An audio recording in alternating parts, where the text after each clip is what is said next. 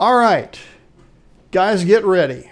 I see, I'm just looking in the chat. Did I miss anybody here? Debbie, yeah, I know it's soggy. It's soggy up here too in Chicago. So, guys, AI is changing everything about the way we live, and it's happening quicker than I think any of us realize. So I've got on the screen here a shot where you can just see the plethora of different areas that are affected. So here's Fox News Sports saying, we're going to use AI to highlight the highlights, okay? They've got a real glove and then an AI, robotic hand there holding a football. Models being replaced by images. Now that's, something we've seen even months ago. AI in our smart homes. Here's a kid, child, very young child, learning on their laptop, and the images are being projected there. Hey, David from Missouri, glad to have you online, sir. Even in agriculture, for someone with a laptop and figuring out, how their crop is going to have a heartier bounty there. But you guys, I would think, want to know how we're using AI in what we're doing here. And so that's why I've asked Karan to join us. So Karan Kumar is a senior member of the product team helping to drive innovation at Toggle. So Toggle is this AI-powered investing program. They have a program called Copilot, which is what we started on, and they've sort of migrated that to their Pro system, and now that Pro system is migrating to their Terminal system, which is, you'd think that this is like a 5 to 7 year product curve here like Apple. This is literally just happening in single or double digit months. It's amazing to me. And again, I've been with them over a year, so I'm seeing this. So there are ex-hedge fund managers like Stanley Druckenmiller. He's in the Market Wizards book. You guys know Tom Basso, who I've interviewed on my show. He's my personal mentor trader. So we are super excited to have Karan with us now. This is his first slide, but I'm actually going to talk on it because I don't think he would want to crow about it like I'm going to. Look at the awards that they've won. This is like 5 to 7 years of awards, except that it's all within 1 year. Benzinga, okay, Wealth Nation, US FinTech, Singapore FinTech Festival, FinSum. I mean, this is just really, really exciting technology. So I would like you guys to give me a hearty CB3 welcome to our guest tonight from New York City, Karan Kumar. Karan, good to see you, buddy. Hey, Charles. Thanks for having me. Oh, absolutely. Wouldn't miss it. I have to say, you're great on camera. I'm going to try and be as good as you. Well, this is actually not, I'm in the next room. This is just my image. This is a holograph. So Karan and I dialogue a lot on this because for whatever reason, I've ended up being a beta tester for a lot of companies, including Bloomberg and Thomson Reuters and Refinitiv and et cetera, because I like finding bugs.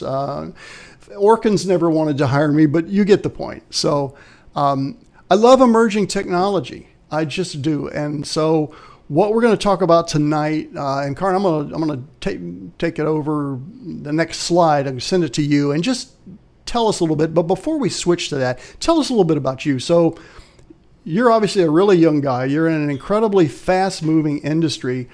How did you end up here, and what prompted you to be interested in Toggle? Is it an interest in financial services as it applies to AI, or AI as it applies to financial services? Those are kind of two different things. So. Yeah, well, it started with an interest, I think, in general finance. I was a trader myself. I think as a lot of people over 2020 during COVID, we saw that boom in retail trading. I found myself opening a Robinhood account, trading all those meme stocks and doing an analytics background at college. It just kind of all fit together that I found myself at Toggle, and things took off from there.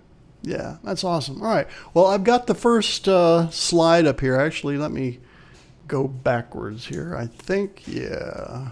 All right. So there's the problem, is the investment analysis process is broken. And Karan uses a phrase with me, and I kept thinking, you guys know when you go to the doctor and he's hammering around and oh, that hurts. Because, and it's like, oh, it's like, but I have to do that, sir, because I need to find your pain points.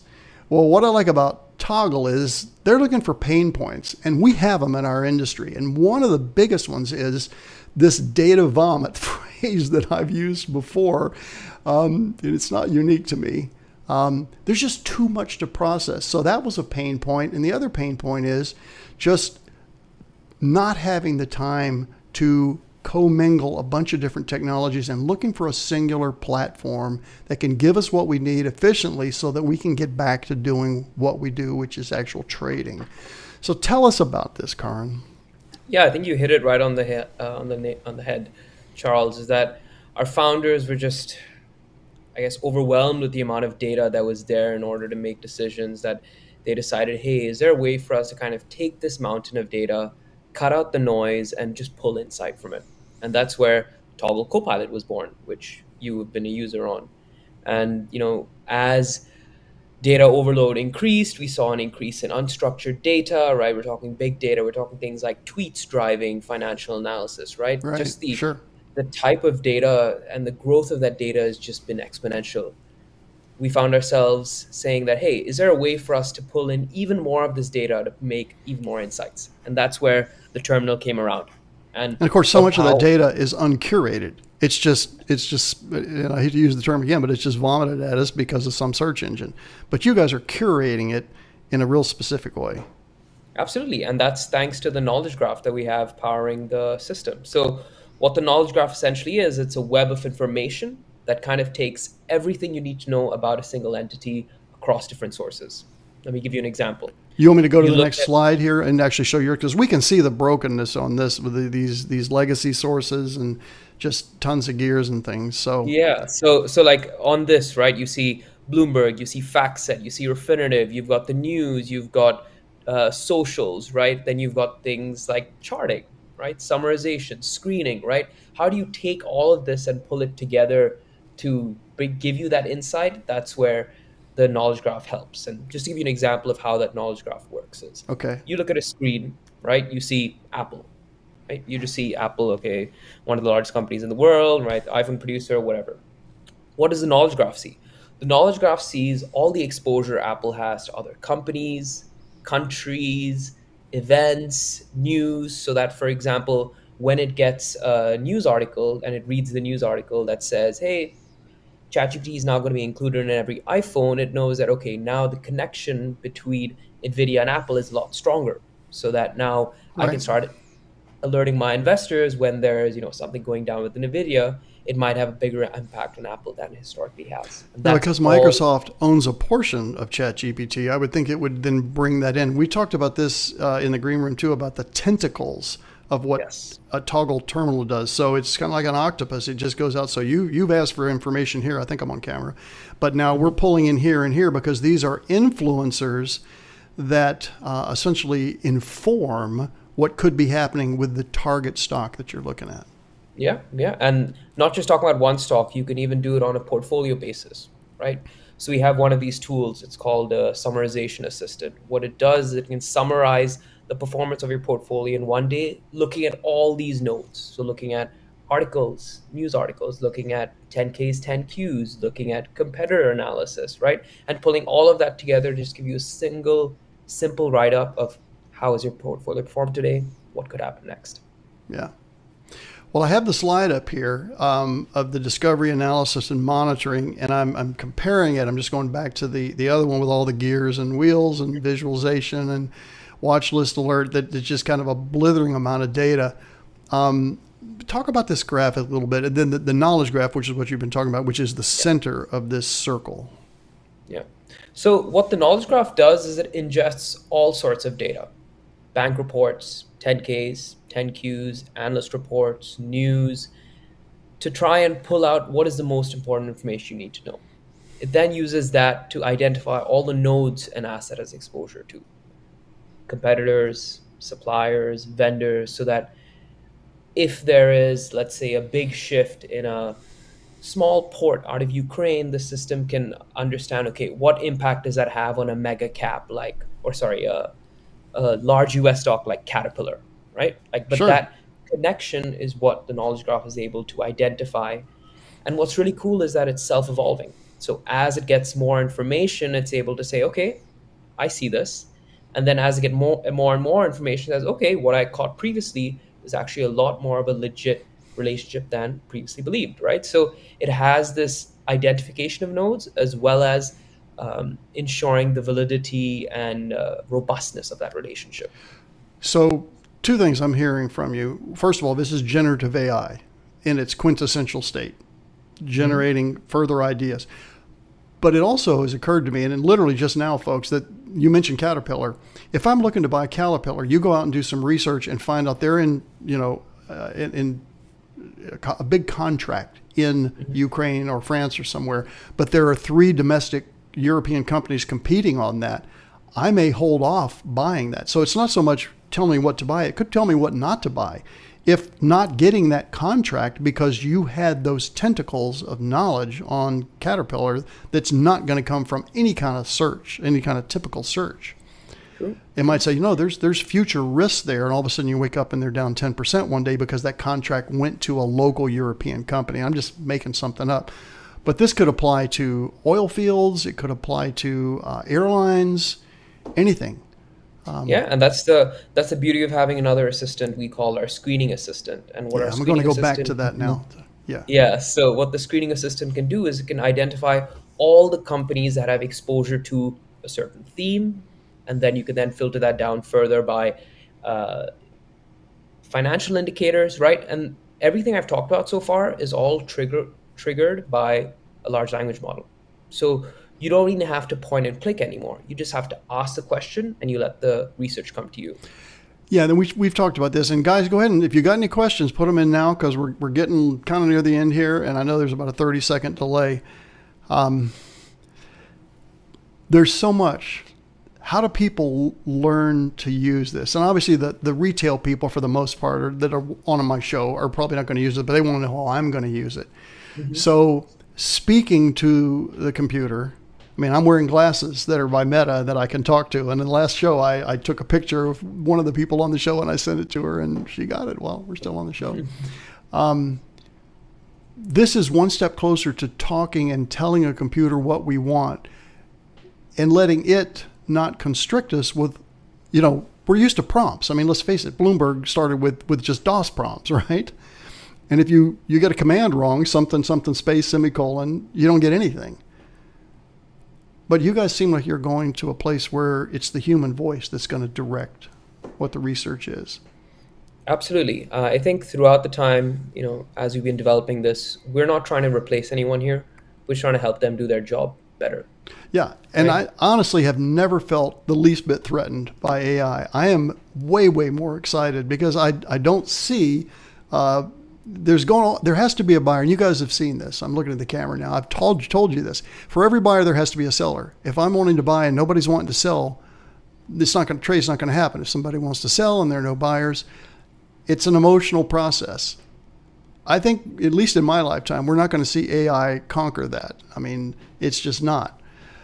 But what it can do is shave hours a week off of my life so that I can focus on the things that really matter, which are accurate trading, using risk, parameters that we've set up and doing them accurately. So let me give you an example of that, Charles, right? So like every holding in your client's portfolios, right? The system can go through the 10Qs, the 10Ks, the earnings transcripts, and just give you write-ups of everything that you need to know so that you don't have to go through and manually read each one.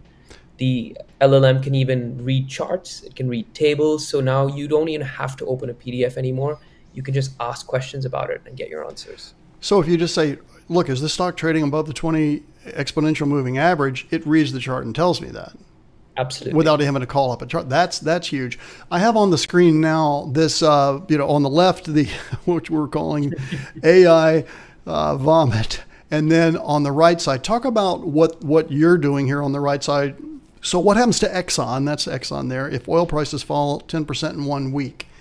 And then there's this median range. And I've shown this chart before, not this exact one with Exxon, but with other stocks. But talk about how this is on this screen here. Sure. So the output on the left side is from ChatGPT, showing you what is it believe is going to happen to oil prices when, what's going to happen to Exxon when oil prices fall 10% 1 week. And it's a very basic answer. And like you said, it's word vomit, right? It's such a long response for you to kind of go through and weed out what is actually important versus just asking Toggle on the right side, what happens to Exxon if oil prices drop 10% 1 week, giving you an actionable insight. Hey, we've seen this happen X many times in the past. Here's how Exxon typically reacts to that. Well, specifically, because it's really tiny on the screen, but I want you guys to see. So when we ask this question, oh, well, since you asked, Toggle says, historically, this has actually occurred 79 times, totaling 273 trading days, because some of these events are longer than others. ExxonMobil price moved, after 79 episodes, and then there's a range down at the bottom. So there's a range of expectancy, I believe, is where you're saying based on historicity here.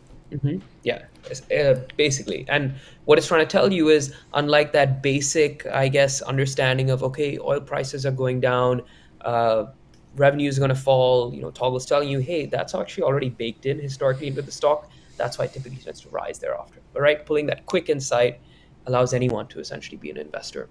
Yeah, a simple question like, okay, if the market drops 5% in a correction, which sectors are most likely to be hit? I mean, that's something that would be real helpful for all asset managers. And of course, everybody would react to that differently. Some might say, well, I'm a dip buyer, so I want to see when that drop is so I can go in and buy. Others might be trend followers and say, no, if that's going to happen, I'm going to put stops in and I'm going to go to cash and wait for a rebound. Yeah. But just being able to ask questions like that. Yeah, a really cool question that we put out in our daily brief yesterday, which is free to subscribe to, is how does the market react to Fed rate cuts? And what we saw was that the S&P 500 on a 6-month horizon, typically falls following falling rate cuts. And then we showed you what were the best performing stocks, the worst performing stocks. So again, being able to pull up that insight with no bias, right? Just pure data showing you actionable insights. Yet another reason why I tell you guys not to watch the news. Karan, how can these folks be in touch now? Most of them probably won't want to subscribe to the pro version like I do, but you do have Copilot. And I know that I do have a few clients. I think it's $150 a year or something for it. It's a reduced data set that's available. But if you want to learn how AI is affecting the financial services industry, you might, get it for a year, but the newsletter you said is free, right? So yeah. So the newsletter daily is free.